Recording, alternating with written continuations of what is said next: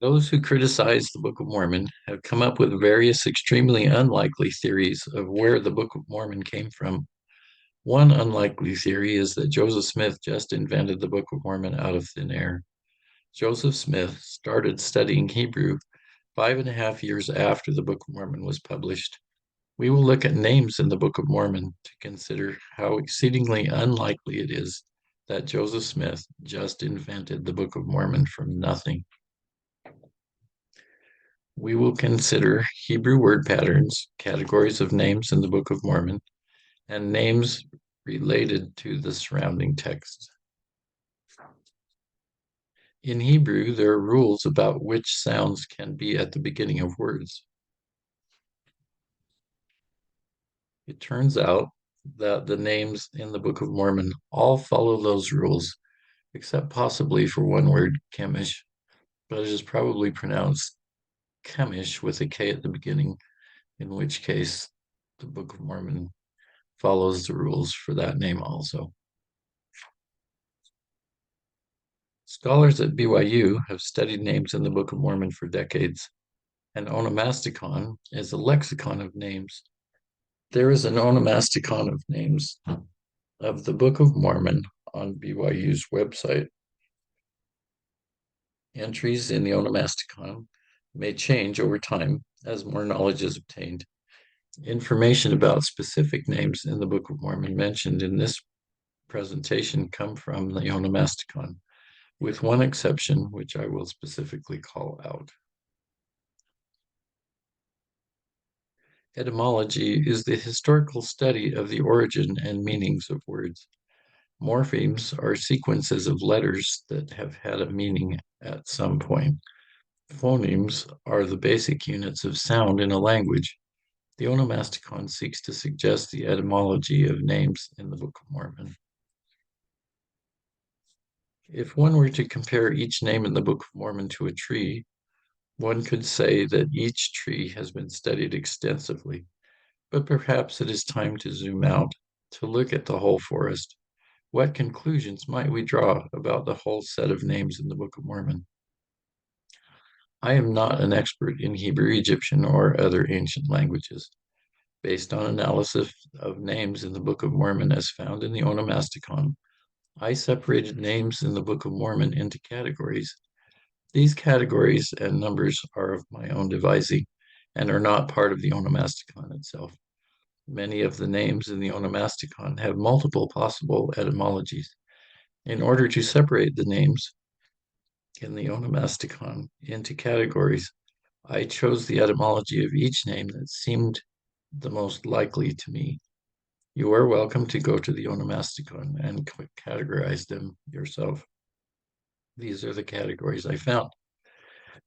Names in the Book of Mormon that are also in the Bible don't really give us much evidence about the Book of Mormon. Of course, we would expect there to be some. We don't know much about the language of the Jaredites, so names in the Book of Ether and very similar names don't tell us much either. These two Greek names, and possibly Timothy, which is a biblical name, may very well have been names of servants of King Zedekiah, whose son Mulek and those who came with him were the ancestors of the people of Zarahemla. 1 out of 7 non-biblical, non-Jareditish names in the Book of Mormon are names that were not known to be ancient names when the Book of Mormon was published.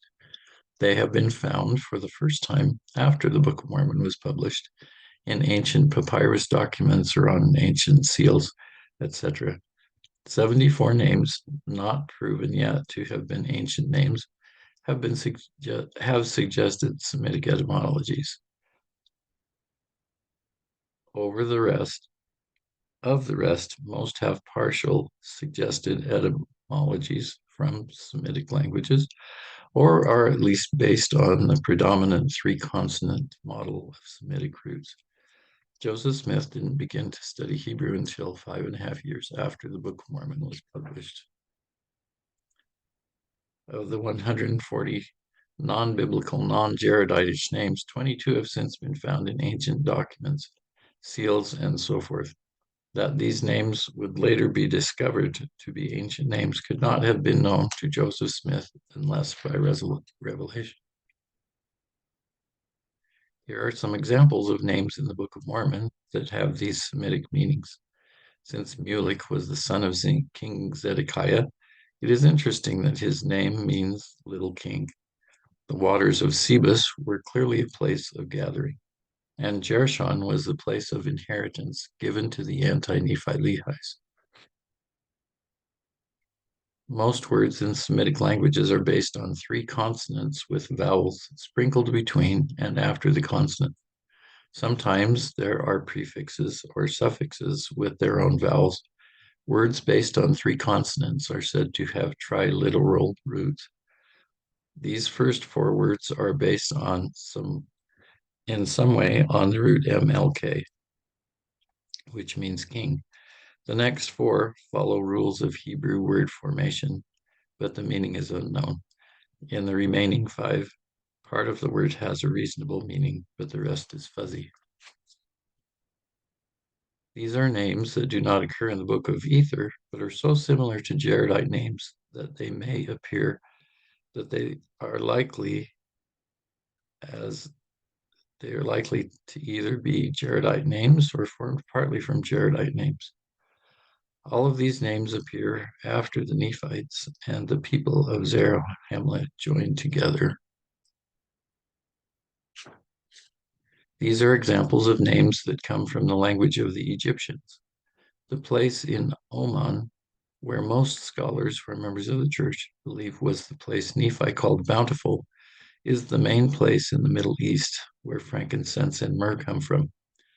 The name Paankai, as an Egyptian king in the century before 600 BC, would have been well known to Lehi and Mulek, but was lost to history until after the Book of Mormon was published.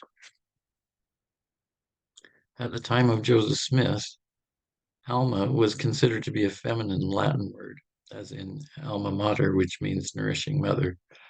The Book of Mormon was mocked because of the use of Alma as the name of a man. Since Joseph didn't start studying Hebrew until 5.5 years after the Book of Mormon was published, there is no way he could have known that the Hebrew root, ALM, was actually in the Hebrew Old Testament, but had been translated once as stripling and the other time as young man. In the first occurrence of the name Alma in Mosiah 17, verse 2, Alma is described as a young man. The name Sariah occurs in the Old Testament as a man's name, spelled differently, but that name was not known as an ancient name for a woman until it was discovered in an Elephantine papyrus in 1923. Elephantine is an island in the Nile. In about 600 BC, there was a garrison of Jewish soldiers that lived there and left some papyrus documents in which the name of a woman, Sariah, was found. Some believe that Elephantine is where Joseph and Mary took the child Jesus to flee from Herod. Nephi and Lehi were common names in Western Arabia, but this would not have been known by Joseph Smith. The name Lehi occurs in the Bible as a place name and means jawbone.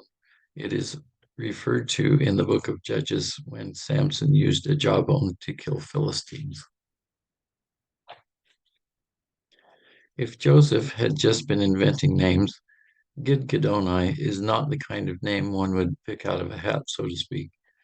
Even someone who knew Hebrew would not guess a name like Gidgiddoni.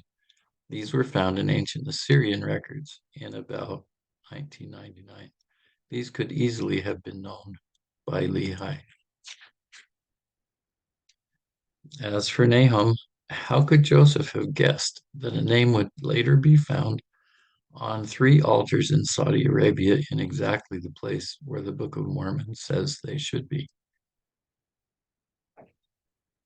In 2000, 3 well-known church scholars wrote an article about Book of Mormon names that have been found in ancient Hebrew inscriptions. Here are some of them. One might wonder how the parents of Hagoth knew he would be curious and skillful. Perhaps his father was curious and skillful and hoped his son would be as well.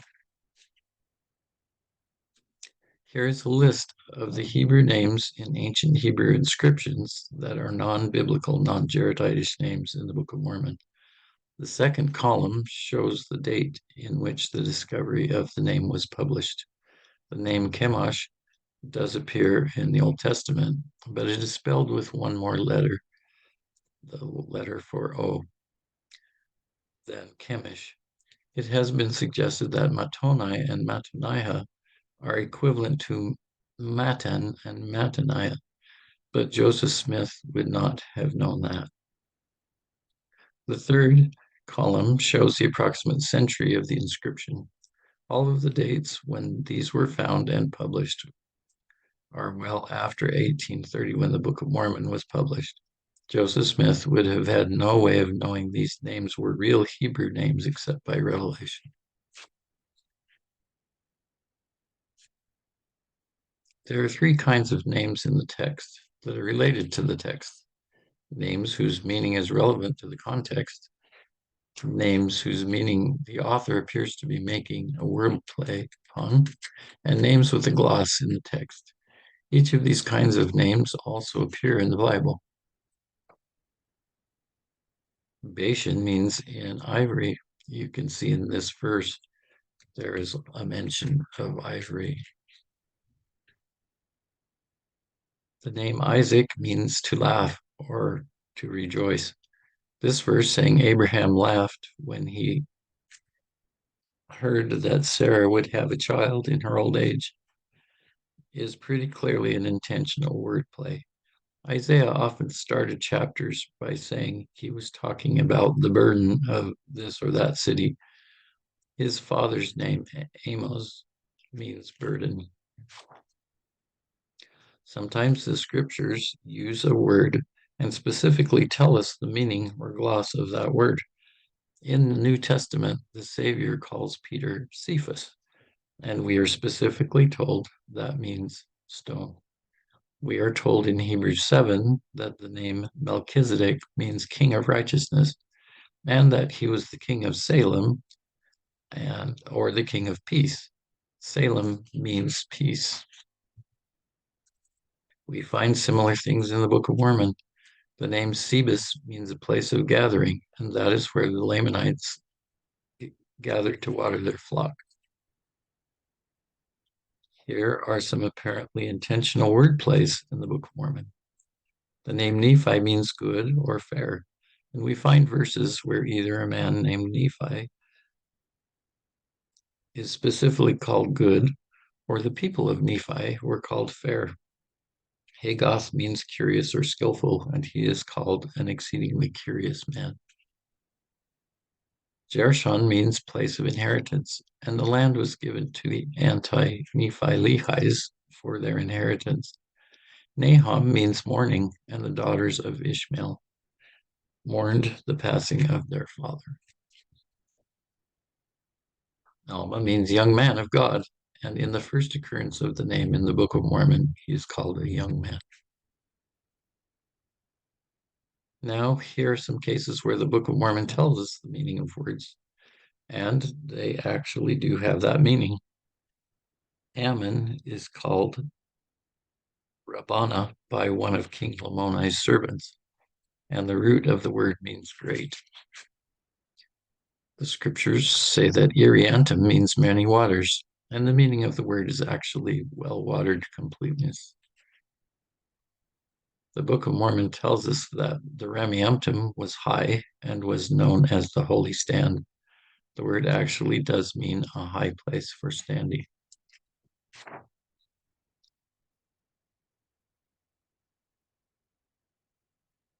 Hugh Nibley showed how the name Hermounts was related to wild places and things. Hugh Nibley showed how the word Deseret was Egyptian and was a symbol of the bee. We worship Jesus Christ. The name Jesus comes from Latin versions of the New Testament and those based on the Greek version of the name, which means Savior. The name Christ comes from Greek Christos and means anointed and is a translation of Hebrew Mashiach or Messiah. So Jesus Christ means Savior, the Anointed One. We appreciate Joseph Smith as Christ's prophet of the latter days. His accomplishments are listed in D&C 135. We also appreciate Mormon. We don't worship Mormon, but we appreciate him. It is seldom that one individual can be the best at any one thing, let alone three things. Mormon was a great military leader, a great historian, and a great prophet. And there seems to be a possibility that his very name testifies of the truth of the Book of Mormon. A tongue-in-cheek meaning of the name Mormon appeared in an article over the name of Joseph Smith in the May 15, 1843 issue of the Times and Seasons in Nauvoo. It said that the Bible, in its widest sense, means good. In Egyptian, it said the word for good is mon. So mon is more plus mon, meaning more good, implying that the Book of Mormon is even more good than the Bible. In actuality, the word Bible comes from biblia in Latin, meaning books, and before that from Semitic biblios, meaning scrolls. So the word Bible doesn't really mean good at all. And mixing the Egyptian word more, the English word more, with the Egyptian word mon to explain the meaning of the word Mormon was just a way of making fun of those who cried, a Bible, we have got a Bible, and there cannot be any more Bible. Brad Wilcox likes an interpretation of the meaning of the word Mormon from Egyptian, which means love is eternal. I prefer an etymology of the name Mormon that is not one that everyone agrees upon. It is not in the onomasticon, but I find it so intriguing that I wanted to include it here for others to evaluate. I am grateful to Joseph Stringham, an expert in Arabic, for pointing this out. Since Hebrew was spoken for centuries and then was taken up again, Hebrew was not spoken for centuries and then was taken up again as Jews moved back to Israel. One can sometimes understand the meaning of an ancient Hebrew word that is not in the Bible by looking at what the equivalent word meant in Arabic, since Arabic and Hebrew descended from the same original language. But first, in order to better understand this possibility of the etymology of the name Mormon, let's look at how roots work in Semitic languages.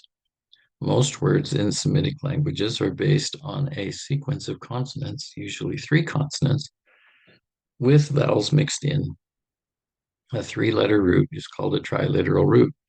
The pattern of vowels inserted before, between, and after the consonants is known as a vowel melody. Sometimes other consonants are added before or after the root as well, especially consonants like H, M, or N.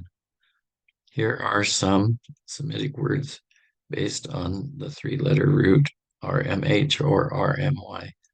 From these words, it is clear that in Semitic, the consonants RMY together are associated with wild animals. One way to derive a noun from a verb in Semitic languages was to add an M prefix and intersperse appropriate vowels. This often meant a place where something was done or a place where there was a lot of something, which is known as a noun of abundance. Here are some examples in Hebrew of adding the prefix M with appropriate vowels to mean a place where there was a lot of something.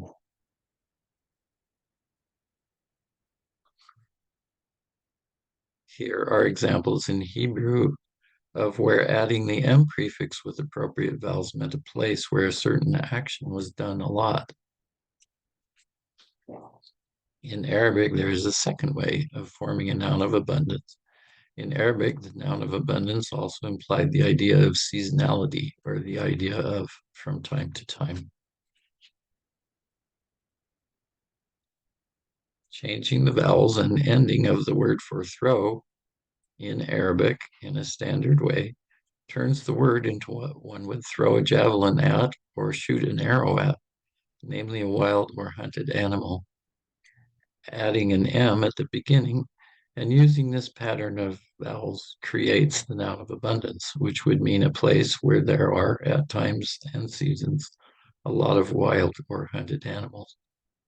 However, in this case, the usual way to say place where there are wild animals at times and seasons conflicts with a more frequent form, meaning a place where there are many pomegranates, namely a pomegranate orchard. Using the second way in Arabic to form a noun of abundance, meaning a place where there are at times and seasons wild animals, results in the word murmin. But Arabic has only three vowels. Their sounds change based on the context of the words. The sound of the first vowel in murmin could in different contexts be E as in fleece, or I as in brick, or E as in let, or the schwa as in the second syllable of bacon.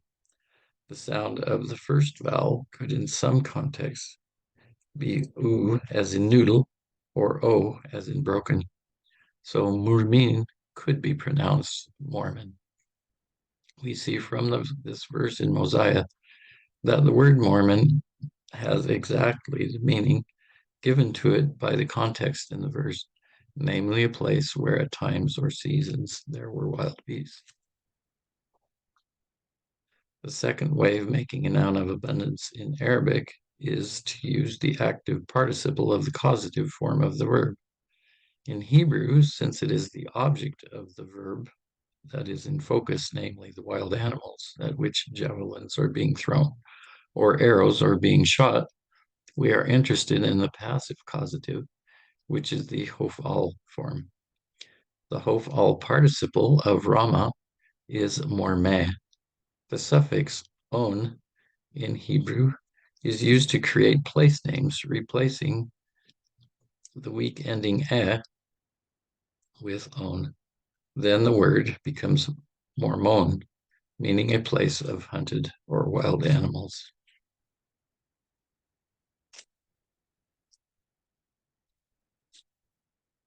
Joseph Smith didn't study Hebrew until 5.5 years after the Book of Mormon was published.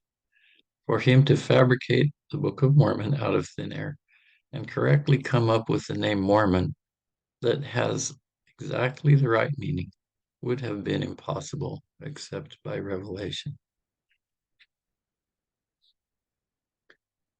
Joseph Smith didn't study Hebrew until 5.5 years after the Book of Mormon was published and never formally studied Egyptian. Could he really have produced a book out of thin air that contains, number one, Egyptian names, including Paankai, the name of an Egyptian king in the century before Lehi, whose name was lost to history until the late 1800s. Two, 22 ancient names that were not known to be ancient or to have the appropriate gender until after the Book of Mormon was published. Three, about 74 names which have been analyzed and have suggested Semitic etymologies. And four, names whose Middle Eastern meanings were relevant to the context, wordplays on the context, or exactly the meanings of the accompanying glosses in the text. No other reasonable explanation for where the Book of Mormon could have come from has come forward in the nearly 200 years since the Book of Mormon was published.